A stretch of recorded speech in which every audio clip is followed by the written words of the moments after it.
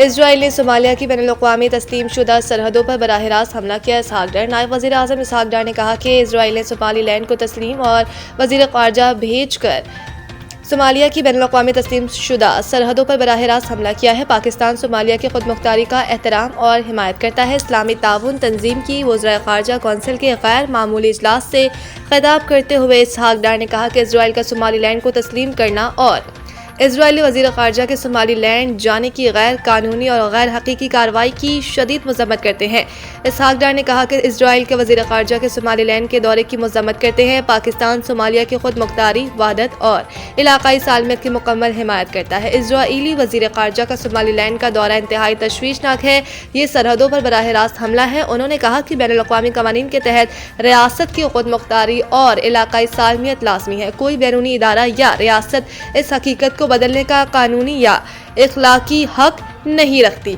ऐसे किसी भी बयान या अमल को कानूनी या सियासी असर हासिल नहीं होगा।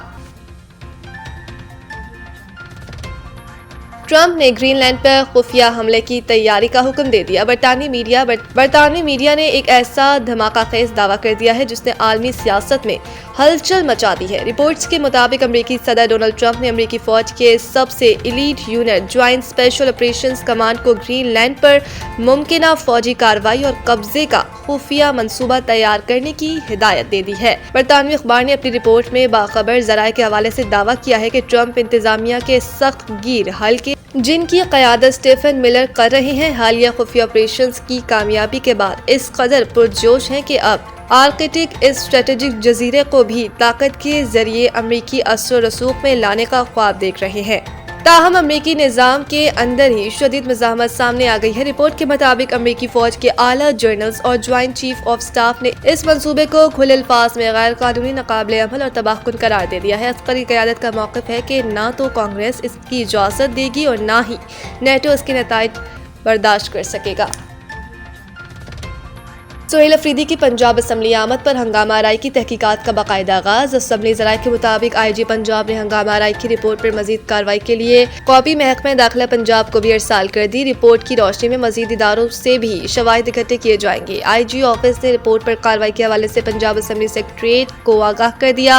इससे कबल स्पीकर पंजाब असम्बली मलिक अहमद खान की जानिब से बनाई गई तहकीकात कमेटी की रिपोर्ट IG पंजाब को अरसाल कर दी गई थी। IG पंजाब को अरसाल की गई रिपोर्ट में वीडियो शवाहिद भी मौजूद थे। असम्बली ज़राए के मुताबिक IG पंजाब को अरसाल की गई रिपोर्ट में कानूनी कार्रवाई की इस्तदा भी की गई। रिपोर्ट में मामले की तफ्तीश में कानून नाफिज करने वाले इदारों की मदद लेने की तजवीज़ दी गई थी। रिपोर्ट के मुताबिक असम्बली सिक्योरिटी ने सबको तहम्मुल से शिनाख्त की गुजारिश की, जिस पर काफिले ने गालम गलोच और धक्कम पेल की। अपोजिशन की जानिब से दी गई लिस्ट में सजा याफ्ता हैदर मजीद का नाम भी शामिल था। रिपोर्ट में बताया गया कि असम्बली सेक्रेटरीट ने मौके पर मौजूद असम्बली सिक्योरिटी के बयानात भी कलम बंद किए।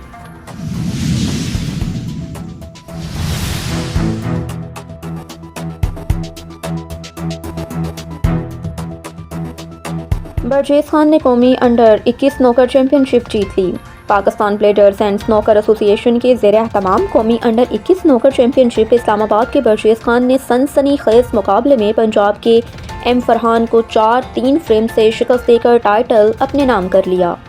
जहांगीर खान स्पोर्ट्स कॉम्प्लेक्स कराची में मुनक्किदा तकरीब में तकसीम इनामात के मेहमान खसूसी अब्दुल कादिर मेमन सदर PBSA थे।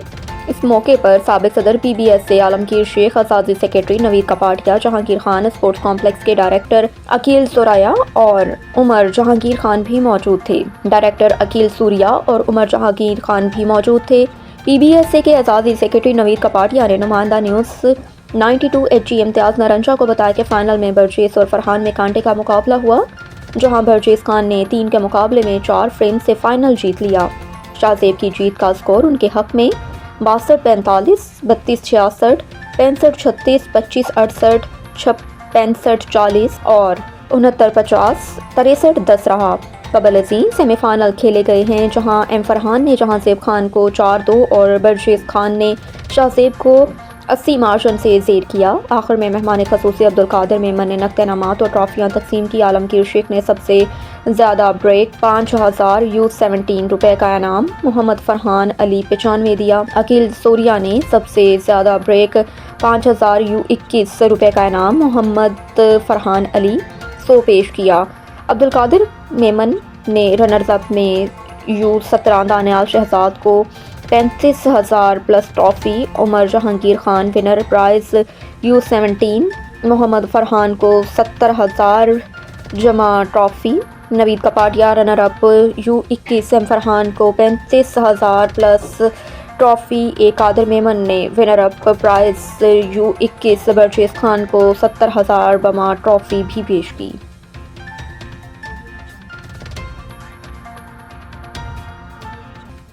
अल्हम्दुलिल्लाह अंडर 17 और 21 को जो है हमने रिवाइव कर दिया है और आपने देखा कि आज के मैचेस में और से अंडर 17 और 21 दोनों के मैचेस में बहुत यंग बच्चे सामने आए हैं और नई जो है क़यादत जो है वो सामने आगे आई है।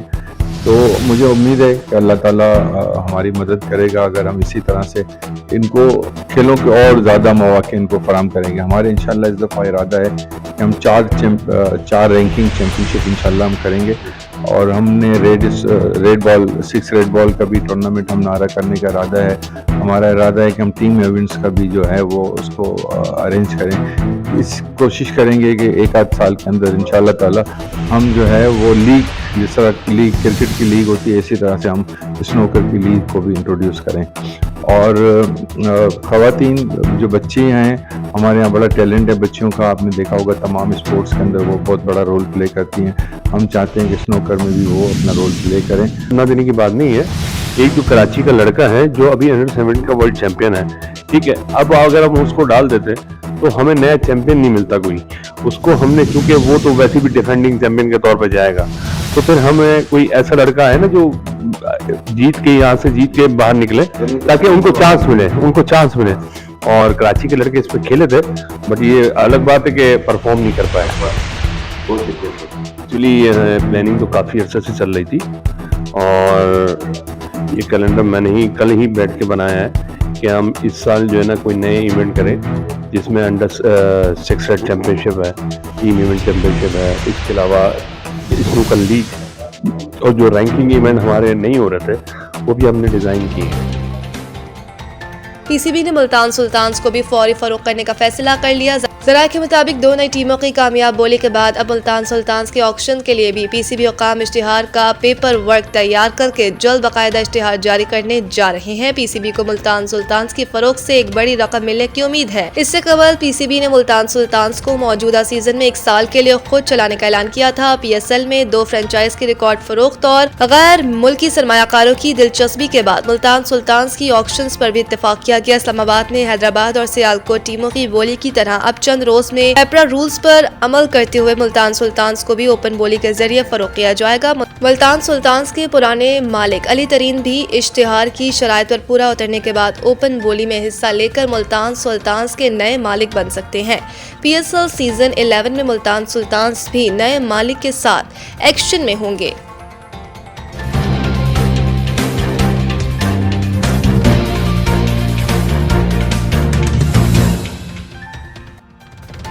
पाकिस्तान शदीद सर्दी की लपेट में। हुंजा में दर्जा हरारत -20 तक पहुंच गया। कराची समेत मुल्क भर में शदीद सर्दी की लहर जारी है। पंजाब की बात की जाए तो पंजाब में सर्दी अपने अरूज पर है, जबकि 10 से 16 जनवरी के दौरान पंजाब में शदीद सर्दी, धुंध, बर्फबारी का अलर्ट जारी हो गया है। दूसरी जानिब हुंजा में दर्जा हरारत -20 तक रिकॉर्ड किया गया है, जो इंतहाई शदीद सर्दी की निशानदेही करता है। कोयटा में भी -1 के करीब दर्जा हरारत रिकॉर्ड हुआ। इसी तरह इस्लामाबाद, लाहौर, पेशावर जैसे शहरों में भी दर्जा हरारत 4 से 1 डिग्री रिकॉर्ड किया गया। कराची जैसे साहिली शहर में भी ठंडी हवाएं चलने से दर्जा हरारत सिंगल डिजिट तक गिर गया है, जो कि तकरीबन 7 से 9 है। पंजाब, केपीके और दीगर इलाकों में सुबह के वक्त गहरी धुंध के बायस गैर जरूरी सफर से गुरेज करने का कहा गया है, जबकि ट्रैफिक भी मुतासिर है।